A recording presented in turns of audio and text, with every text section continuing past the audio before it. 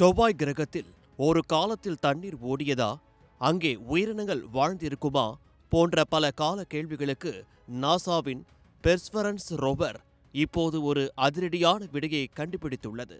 செவ்வாயின் வடதுருவத்தில் அமைந்துள்ள ஜெசிரோ கிரேட்டர் என்ற பகுதியில் ஆய்வு மேற்கொண்ட இந்த 6 சக்கர வாகனம் தரைக்கு அடியில் சுமார் 115 அடி ஆழத்தில் புதைந்து கிடந்த ஒரு பழமையான ஆற்றின் டெல்டா பகுதியை தடம் பிடித்துள்ளது. சுமார் 370 கோடி முதல் 420 கோடி ஆண்டுகளுக்கு முற்பட்ட காலத்தை சேர்ந்த இந்த டெல்டா பகுதி செவ்வாய் கிரகத்தின் ஆரம்பகால வரலாற்றை பறைசாற்றுவதாக அமைந்துள்ளது.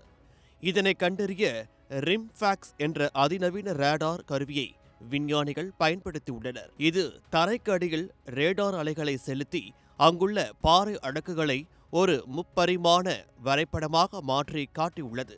இதன் மூலம் ஒரு காலத்தில் அந்த பள்ளத்தில் பிரம்மாண்டமான ஏரி இருந்ததும் அதில் ஆறுகள் வந்து சேர்ந்தபோது வண்டல் மண் படிந்து இந்த டெல்டா உருவானதும் உறுதியாகியுள்ளது.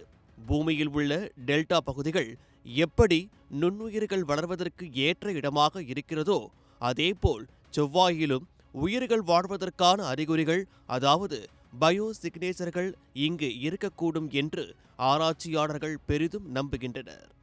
தற்போது குளிராகவும் வறண்ட பாலைவனமாகவும் காட்சியளிக்கும் செவ்வாய் கிரகம் கோடிக்கணக்கான ஆண்டுகளுக்கு முன்பு அடர்த்தியான வளிமண்டலத்தையும் வெப்பமான காலநிலையையும் கொண்டு தண்ணீருடன் செழிப்பாக இருந்திருப்பதை இந்த ஆய்வு உறுதிப்படுத்துகிறது. கடந்த 2021ஆம் ஆண்டு முதல் செவ்வாயில் ஆய்வு செய்து வரும் பெர்ஸ்வரன்ஸ் ரோவர் இதுவரை சேகரித்த தரவுகளிலேயே இதுதான் மிகவும் பழமையான மற்றும் முக்கியமான ஆதாரமாக பார்க்கப்படுகிறது. ஏற்கனவே சீனாவின் ஜுராங் ரோவர் செவ்வாயில் கடற்கரை போன்ற பகுதிகளை கண்டறிந்த நிலையில் நாசாவின் இந்த புதிய கண்டுபிடிப்பு செவ்வாய் கிரகத்தை பற்றிய நமது புரிதலை முற்றிலுமாக மாற்றி அமைத்துள்ளது.